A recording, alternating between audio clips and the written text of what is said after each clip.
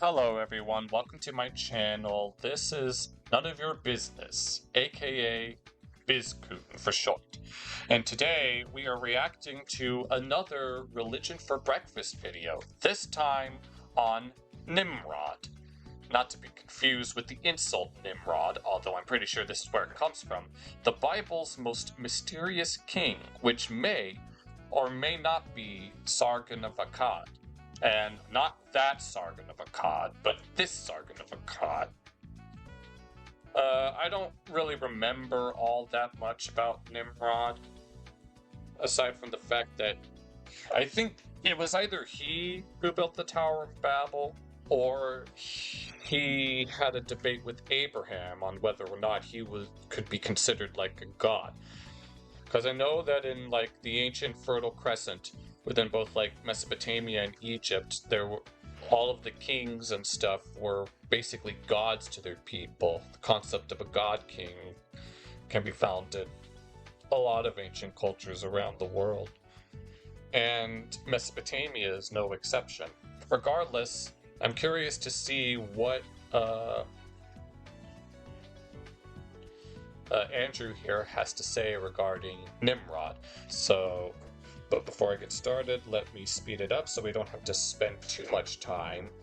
And let's get started. In a recent video, I described the priest king Melchizedek as the most mysterious man in the Bible, but there's a close runner-up, Nimrod. Nimrod is an ancient king mentioned only in passing in a brief interlude in the book of Genesis, describing him as the first on earth to become a mighty warrior. He was a mighty hunter before the Lord. The text goes on to describe him as a founder of powerful cities. That's not a lot to go on. This short reference might hint at a much larger story that the biblical author may have assumed his readers already knew about, like some sort of Epic of Gilgamesh, but the biblical reference doesn't record any actual exploits or adventures. And as we've seen with obscure characters like Melchizedek and Enoch, later Christian Jewish writers could not resist filling in the gaps. Like fan fiction writers, they turned Nimrod into all kinds of figures. Right. That's something that tends to happen with like certain figures that are within like scripture. Like they'll be mentioned like once or twice and they're described within a very particular setting, but we don't really know exactly who these people are. He mentioned Enoch. Now, if anyone knows about the book of Enoch, people connect the book of Enoch to the concept of ancient aliens like all the time, where the Nephilim are the aliens who procreated with human women in order to create the Nephilim, or the giants. Now that is just something that the ancient alien enthusiasts tend to believe. I mean, it mentions the sons of God coming to the daughters of men. At least I think that's what the Genesis says, and that their offspring, the Nephilim, are the heroes of old. And that's all that Genesis says. And then the books of Enoch, there's like multiple books, go in further detail with regards to who the Nephilim are and who Enoch was. Giant descended from the mysterious Nephilim, the mastermind behind the Tower of Babel, or even a tyrant who tried to kill Abraham in a fiery furnace. We'll dig into those legends like the tyrant who killed Abraham in a fiery furnace. That is actually a story that is referenced in the Quran as well, where Abraham was tied up and they were going to throw him into a fire pit. But when he was launched into the fire pit, the Lord commanded the fire to only burn his chains. And then Abraham walked out of the fire pit unscathed. later, but first let's tackle the version of Nimrod we get in Genesis. Unfortunately, archaeology doesn't help us that much. Despite the long lists of kings from the Sumerians, Assyrians, and Babylonians, a king named Nimrod never shows up. So scholars are left with questions. Was Nimrod a legendary hero, a garbled memory of a real king, or just a political allegory? To understand where Nimrod fits in the Bible, we first need to zoom out for a moment and look at the surrounding stories. The early chapters of Genesis, like the creation story, Adam and Eve, and Noah's flood, share many parallels with other ancient Near Eastern literature. Right. Like, we know that within Mesopotamia, there are a number of retellings of what's essentially the same flood myth, oftentimes with different versions of the same person that is supposed to have built the ark and saved as many things, as many like animals and people as possible. Where like in the Epic of Gilgamesh, it's Utnapishtim, the Atrahasis tablets, it's Atrahasis, and then in the Enuma Elish tablets, it's Ziusudra.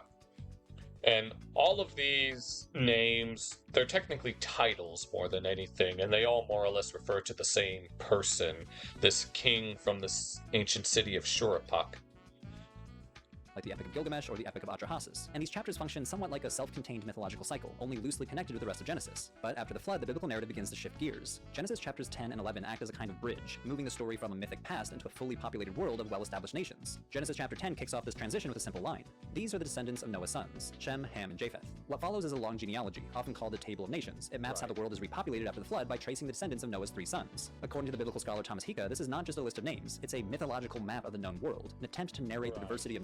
Yeah, Europe is Japhet, Asia is Shem, and Ham is Africa. Nations, peoples, and languages by linking them all back to one family. This method of storytelling is not unique to the Bible. The ancient Greeks did something similar. Yeah, this type of tradition exists in a lot of different cultures. Yeah, there's like all sorts of like kings lists and stuff. I mean, knowing that a lot of these cultures had cults of the ancestors, it would make sense that they would trace themselves back to like certain founder figures like Romulus and Remus and various others that could be considered like the mythical founders of different nations and cities and stuff. In a poem known as the Catalogue of Women, the Greek poet Hesiod traced the ancestry of the Greek people through genealogies of heroes. For example, he wrote that the man Deucalion, the Greek equivalent of Noah, had a daughter named Thea, who bore 2 sons. Yeah, and there's a lot of many different cultures all have like different versions of the flood myth that seem to all go back to some sort of, like, some people believe that it goes back to the Younger Dryas, the impact hypothesis causing a near global flood, and others mention that there is archaeological evidence of a massive flood that swept across Mesopotamia around 2900 BC that caused a discontinuity of settlement, meaning that is the point in time with which the flood must have happened, and that it was specifically one that befell Mesopotamia, but the fact that it was so big and massive and only one guy was able to save as many people as he could, that the story of this flood was able to spread so far and wide to even all the way to India, where they have Manu, someone named Manu, who was instructed by Vishnu, who took the form of a fish to save himself, his family, the Saptarishis, which are the 7 sages that preserved the Vedas. Agnes and Macedon. These sons became the legendary ancestors of the people of Magnesia and Macedonia.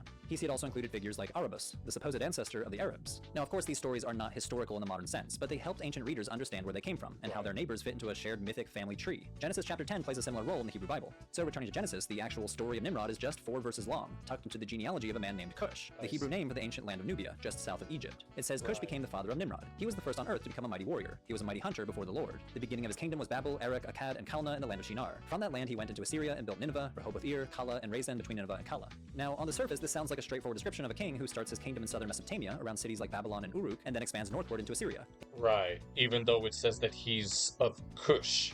Cush is Nubia, south of Egypt. They refer to themselves as Cush. Yet, for some reason, the same king was stationed in Mesopotamia as opposed to Cush, which makes me wonder if it actually refers to the city of Kish, which has a very similar name, but with just one vowel of difference, but that's just me. In theory, this list of cities should help us pin down who Nimrod was, right? If one historical king had ruled over all these places, we could probably identify him. But the problem is, the cities mentioned here don't all belong to the same time period. Some of these sites, like Uruk and Nineveh, are among the oldest cities in all of Mesopotamia, dating back to the 3rd millennium BCE. Others, like Calah, only rose to prominence much later. Calah was a relatively minor town until Ashurnasirpal II made it the capital of the Neo-Assyrian Empire in the 9th century BCE. We don't exactly know where the city of Resen was, but some scholars propose the site Bur-Sharakin, which was founded even later by Sargon II in the late 700s. In other words, no single king could have founded all of these cities because they didn't all exist at the same time. This chronological spread makes it almost impossible to identify Nimrod with a real historical ruler, but the timing of the composition of this text gives us some clues. Many scholars believe that parts of Genesis, including this passage, were shaped during or after the Neo-Assyrian Empire. The Assyrians conquered the northern kingdom of Israel in 722 BCE and ruled over the southern kingdom of Judah as a vassal for about a century. When Assyria collapsed in 609, the Babylonians took over, and just a few decades later they destroyed Jerusalem. Right. That's one of the reasons why a lot of the accounts in Genesis about the flood and stuff bear such striking resemblances to what's in Mesopotamia, because a lot of the Jews, after Babylon took over the kingdom of Judah, it was mostly the upper class that got sent to Egypt, but knowing that the upper class tended to be the more educated one, knowing how to read and write and stuff, it would only make sense that they would have access to and the knowledge of the more local traditions and realize that, hey, they're very similar to what we already have as preserved in our Torah, but there's always the chance that some of it could have been lost in the Babylonian exile, and so they had to fill in the blanks. And ended the kingdom of Judah. This was a formative moment in the development of Israelite traditions, and it's not hard to imagine that older Mesopotamian legends entered Judean storytelling during this time, passed down through the Assyrians. And this portrayal of Nimrod as the founder of both very ancient cities and more recent Neo-Assyrian cities might reflect the political world of that time. The mix of cities from very different periods suggests that the figure of Nimrod was not drawn from one historical memory. By taking a less literal approach to the text, scholars have come up with a few theories about the identity of Nimrod. First, Sargon of Akkad. One puzzling detail in the Nimrod story is his genealogy. He's listed as the son of Cush, but Cush is the Hebrew name for ancient Nubia, an African kingdom south of Egypt. In the biblical table of nations, Cush is a descendant of Ham, while Mesopotamian nations are usually traced through Shem. So Nimrod's placement here is odd. It's also geographically confusing, since Nubia and Mesopotamia... Yeah, I had mentioned this earlier, the fact that he's supposed to be a descendant of Cush, who is meant to be the forefather of Nubia, but he's a king of Mesopotamia. I mean, there is a city that exists within Mesopotamia called Kish, so it's possible that they could have been confusing these two. Or maybe Nimrod himself was from Nubia, but moved to Mesopotamia later on.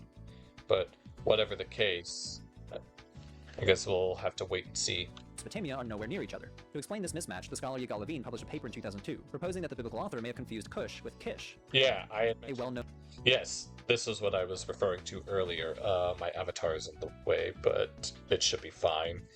Just know that it says Kish behind it.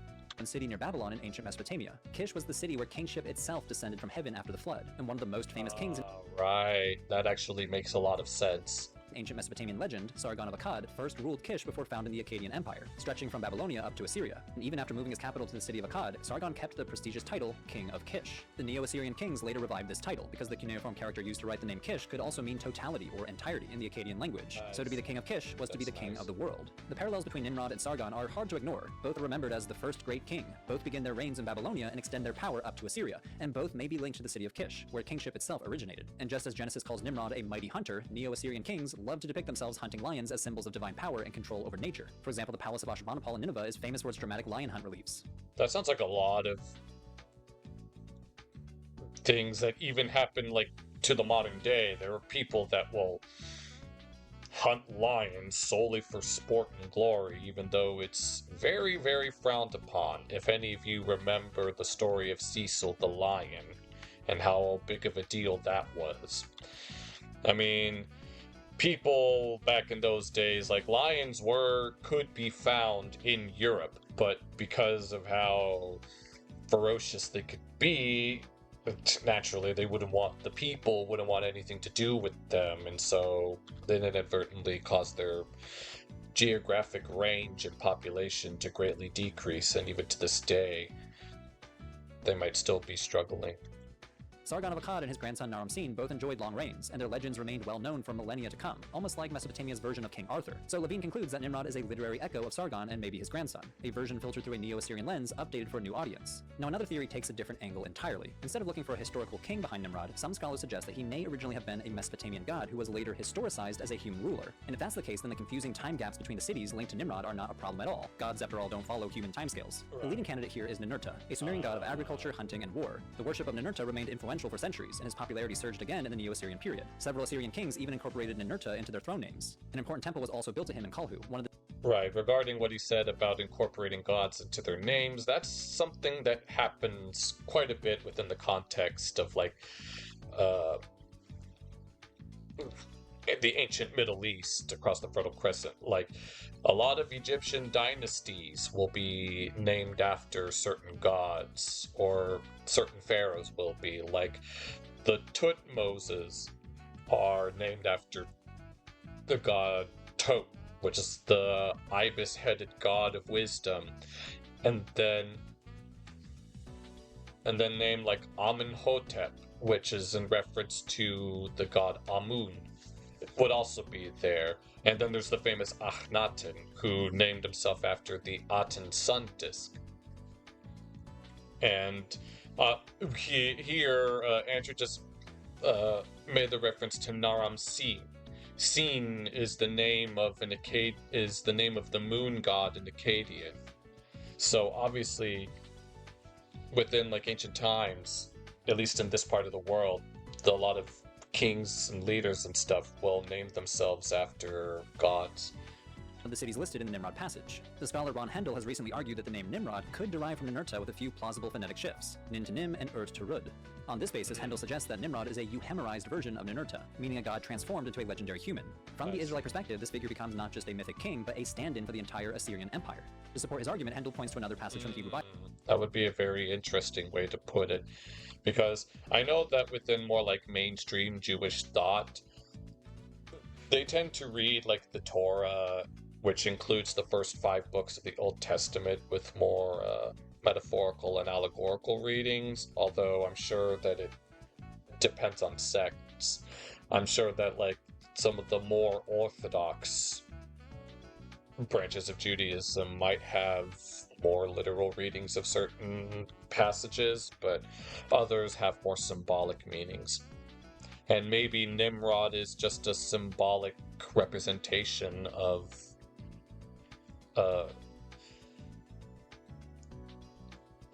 Mesopotamian authority, as presumably named after Ninurta. Bible, Micah chapter 5 verse 5, which refers to Assyria as the land of Nimrod. Hendel writes, Ninurta was the son of the god Ashur and the protector of the king in Assyrian royal ideology. Ninurta and the Assyrian king were counterparts. In these respects, it is understandable that Nimrod, the Hebrew reflection of Ninurta, is the hero founder of Mesopotamian kingship and a mighty warrior and hunter. Yeah, here, the god Ashur. Ashur is the namesake of Assyria.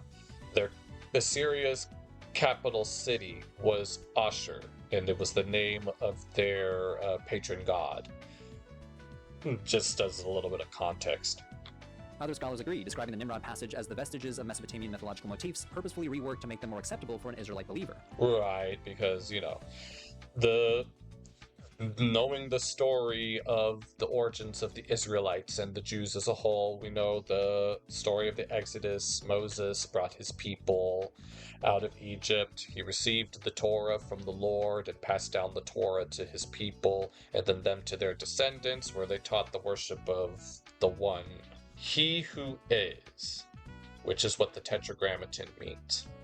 Many scholars have pointed out that the name Nimrod contains the root word meaning to rebel in Hebrew, and Nimrod itself can be interpreted to mean we will rebel. Now, we don't know if this is coincidental or integral to the character of Nimrod, but Hendel speculates that it reflects the desire of the Israelites to rebel against Neo-Assyrian domination. One additional detail might support the Ninurta theory. In 2 Kings chapter 19, the Assyrian king Sennacherib is said to have been assassinated in the temple of his god Nisroch, but there's no known Assyrian god by that name. Hendel speculates that a scribal error might be at play. If you replace the Hebrew letters Samek and Kaf with a similar looking Mem and Dalet, Nisroch becomes Nimrod. I see. Well, here's the thing. This would mess up the gematria, and you know damn well that Jewish scribes are not going to change their most sacred text just to fit the archaeological record. It's probably too important for that. And in theory, this passage might have originally referred to Nimrod as the god of Sennacherib before the text was corrupted to Nisroch, and it would support the idea that Nimrod was the Hebrew name for Ninurta. Still, this part of the theory is more speculative. Ninurta's influence had faded by Sennacherib's time, and he was more closely linked with the god Ashur. Plus, Sennacherib was likely killed in Nineveh, not Kalhu, where Ninurta's temple stood. So while the Nisroch and Nimrod idea is intriguing, it remains unproven. As things stand, these Right. I guess I can see that. These two theories seem to be our best options for identifying the Nimrod of Genesis chapter 10. The Sargon of Akkad theory fits better with Nimrod's depiction as the first great king of history, and the Ninurta theory fits better with his name and various Assyrian connections. After the Bible, the figure of Nimrod Could be a syncretism or conflation. You never know.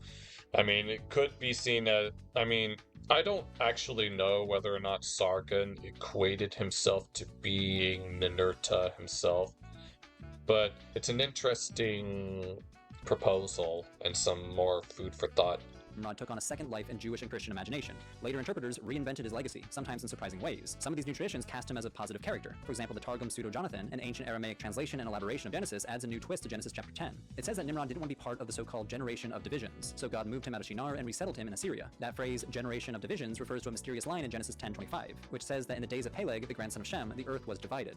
Many ancient interpreters connected this verse to the story of the Tower of Babel in the next chapter, where God scatters humanity across the earth to disrupt their attempt to build a city and a tower. So in the Targum's version, Nimrod opposes the Tower of Babel, and as a result, God rewards him by granting him new territory in Assyria. We see a similar interpretation in Christian sources. The 4th century theologian Ephraim the Syrian praises Nimrod as a kind of divine agent. He writes, Nimrod was a strong giant before the Lord, because in accordance with God's will, he waged war upon the peoples in order to spread them out to the areas that God had allotted them. Therefore, if someone wants to bless a leader or king, he says, may you become like Nimrod, a strong giant before the Lord, triumphant in the wars of the Lord. Basically, Nimrod's fame came from the fact that he had battled the builders of the Tower of Babel, driving them away from the city in accordance with God's will. These positive portrayals, though relatively rare today, likely reflect a much larger body of early Jewish literature that has since been lost. The few surviving examples might just be fragments of a more widespread tradition in which Nimrod was remembered as a righteous warrior doing God's will. But while a few traditions paint Nimrod as a righteous figure, the more widespread interpretation turned him into a villain. One of the earliest examples of this comes from Philo of Alexandria, a Jewish philosopher writing in the early 1st century CE. Philo was known for his more allegorical approach to scripture, and in his questions and answers on Genesis, he offers a symbolic reading of Nimrod's genealogy. He interprets Cush, Nimrod's father, as a symbol of spiritual barrenness, someone cut off from heavenly things. This in turn casts Nimrod not as an ordinary human, but as a kind of giant who stands in opposition to God.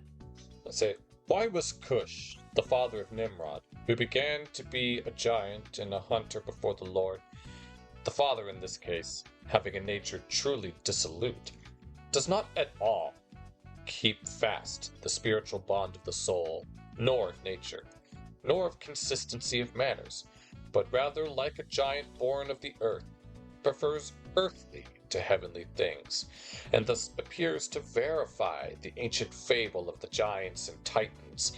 For in truth, he who is an emulator of earthly and corruptible things is always engaged in a conflict with heavenly and admirable natures, raising up earth as a bulwark against heaven. And those things which are below are adverse to those which are above. On which account there is much propriety in the expression, he was a giant against an ancient god, which thus declares the opposition of such beings to the deity. Now, Philo is pulling together several ideas circulating in Second Temple Judaism. One of them is the connection between giants and spiritual rebellion. Genesis chapter 6 briefly mentions that the so-called sons of God took human wives, produced children called the Giborim, a term meaning mighty ones or heroes, which is the same word used to describe Nimrod in Genesis 10. But when Genesis was translated into Greek, they chose to translate Giborim as gigantes, from which we get the word giants. In Greek mythology, the giants were semi-divine beings born from the earth, powerful and dangerous. Over time, this translation led to a new interpretation, that the Giborim were literal giants. Jews of the Hellenistic period were fascinated by the possibility that ancient giants had survived Noah's flood and had interacted with various biblical people and places. And for Philo, Nimrod was undoubtedly one of these giants, though it's not clear whether Philo literally believed this, since he treats it as another allegory. Philo also draws on another interpretive shift. The Hebrew phrase in Genesis 10 says Nimrod was a mighty hunter before the Lord, using a Hebrew word which usually means in the sight of, or as witnessed by. But the Greek translation renders it using the word enantion, which can mean against or in opposition to. And since Philo was familiar with the Greek translation of Genesis, this one translation choice launched a centuries-long tradition of portraying Nimrod as an opponent or adversary of God. Oh, so that's how he became a bad guy, because of a reinterpretation of a Hebrew word. That happens a lot when it comes to translating biblical texts. Like, we know that most of it is written in Hebrew, some of it was written in Aramaic, and that the New Testament was written in Greek. And so when they were codifying the Old Testament in Greek, obviously they had to take at least some liberties with regards to how they translate certain words. I mean, the King James Version is kind of like notorious for some of this. Like, I believe in the original account of Goliath, he was like, in the original account he was supposed to be 6 feet tall, but the King James Version made it so that he was over 9 feet tall. And then you have people who unironically believe that the King James Version is the perfect word of God, including this one Asian guy that I don't even want to look up. You can find them out on your own. Tradition gained momentum in the late 1st century CE when the Jewish historian Josephus puts his own spin on the Nimrod legend, saying that Nimrod was an insolent king of Babylon who convinced everyone that God was trying to disperse them so that they would be open to attack. Nimrod then began constructing a tower with the intention of making it so high that they could survive a second flood. Josephus writes, he threatened to have his revenge on God if he wished to inundate the earth again, for he would build a tower higher than the water could reach and avenge the destruction of their forefathers. But later stories took Nimrod's villain arc in even stranger directions. In a late 1st century text called the Book of Biblical Antiquities, which is falsely attributed to Philo, we see a similar story that we just saw in Josephus. Nimrod is cast as the tyrant king of Babylon who builds the Tower of Babel, but then he tries to punish Abraham for refusing to help by throwing him into a fiery furnace. God saves him though. God stirred up a great earthquake, and the fire gushed forth of the furnace and broke out into flames and sparks of fire and consumed all them that stood round in the sight of the furnace. And Abraham rose out of the furnace, and the fiery furnace fell down, and Abraham was saved. I had already made mention that the Quran has a very similar story to this. I had already mentioned it earlier. I'm not going to mention it again. If this sounds familiar, it should. It clearly rips off the Book of Daniel, where 3 Judeans are thrown into a furnace by King Rips off. That's pretty... That's funny. Nebuchadnezzar and walk out unharmed. Scholars believe that this Abraham story likely grew out of a pun on Genesis 15:7, where God says he brought Abraham out of Ur of the Chaldeans. In Hebrew, Ur can also mean fire, and that wordplay sparked centuries of speculation about Abraham surviving the fire of the Chaldeans. For example, in the rabbinic commentary called Genesis Rabbah, Nimrod becomes kind of a theological foil to Abraham. In a dramatic debate, Nimrod insists that fire is the most powerful force in the universe. He says, "Let us worship the fire."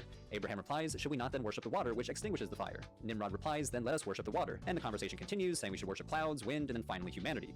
Yes, this is something else that I think the Quran mentions, or maybe I'm thinking of exegesis rather than the Quran itself. I just know that the Quran mentions that Abraham was thrown into a fire pit and that he walked out of it unharmed. Eventually, Nimrod grows frustrated and says, "You are merely piling words. We should bow to none other than the fire. I shall therefore cast you in it, and let your God to whom you bow come and save you from it." This fiery showdown and fire-worshipping theme had staying power in later Christian and Jewish texts. A late antique Christian text called Pseudo-Clemens Recognitions says that Nimrod went to Persia and taught the Persians to worship fire. And this is where the legend starts to brush up against another famous fire survivor, Zoroaster. Zoroaster, or Zarathustra, is the founder of Zoroastrianism, a religion commonly stereotyped by outsiders for worshipping fire, even though this is a misconception. Saudi Arabia in particular. To call someone a fire worshipper in late antiquity was basically a polemical shorthand for Zoroastrian. So when ancient texts describe Nimrod as a fire worshipper, they might be subtly, or not so subtly, hinting that he was Zoroaster, or at least a rival imitation. One Christian text makes this explicit, calling Nimrod a giant who chose to think thoughts in opposition to God. It is he whom the Greeks knew as Zoroaster. In this retelling, Nimrod inherits magical powers and becomes a sorcerer, which is also linked to Greco-Roman stereotypes about Zoroaster. According to Pliny the Elder, Zoroaster himself invented magic. The story goes on to say that Nimrod tries to seize a king's throne using sorcery, but the reigning king calls down heavenly fire to punish him. So when Nimrod the Magus had been slain by the lightning that had fallen from heaven, his name was changed to Zoroaster, since the stream of living fire from the star had descended upon him. Aster is the ancient Greek word for star, so the author here is using this etymology to explain the mythical transformation. Nimrod is renamed Zoroaster because divine star fire descended upon him. Now, not all versions are this explicit. That's not even where Zoroaster's name even comes from or what it means. Zoroaster's original name was Zarathustra, where the Ustra part of his name actually means camels. His name can mean the camel elder, or he who loves camels, given that there are camels that live within that part of the world that Zarathustra is supposed to be from, which is in and around South Central Asia between Iran and India, which has a species of camel known as the Bactrian camel. So the idea that it's of relation to stars, polemics at its finest. Explicit, but even when Zoroaster is not explicitly named, the connection between Zoroastrianism and Nimrod seems to linger for centuries. Rabbinical Jewish depictions of Nimrod as a fire worshipper and persecutor of Abraham may be a polemical move. In one Zoroastrian tale, Zoroaster is thrown into a fire by evil sorcerers and survives unscathed. But in the Jewish version, it's Abraham who walks out of the flames, and Nimrod who casts him into it. The scholar Yishai Kiel argues that by transforming Zoroaster into Nimrod, the villain, the rabbis reframe a competing religious founder as an arrogant tyrant who tried to kill Abraham, the true monotheist. It's theological one-upmanship through storytelling. So much like Melchizedek, Nimrod's story shows. You know, the irony is they keep on throwing shade against each other, even though Zoroastrianism contains a lot of elements to its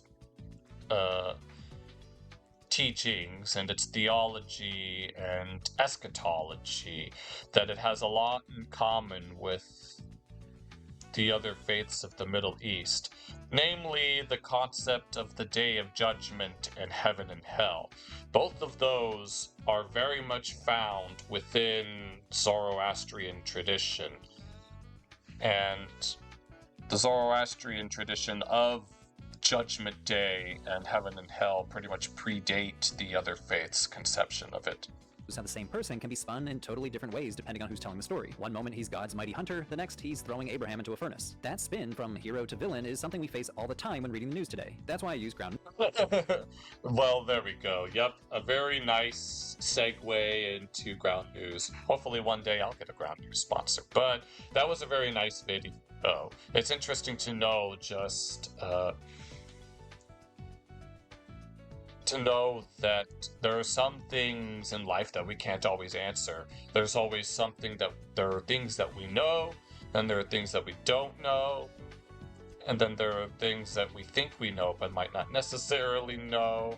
And then with this possible connection to Zarathustra that, as I've explained, is kind of unfounded. They equated Zoroaster to relating to the stars falling, even though it's just a Greek rendition of Zarathustra, which means either camel elder, of elderly camels, or who loves camels. Now, as for whether or not that's actually his name, the fact that he's called like the camel elder or whatever means that it's probably a title. But that was a good video. Here, I'm gonna leave a like real quick, but yeah, that was a good video. I hope you guys enjoyed this reaction. I will see you again next time for another possible reaction, whenever that may be, and until then, thanks for watching.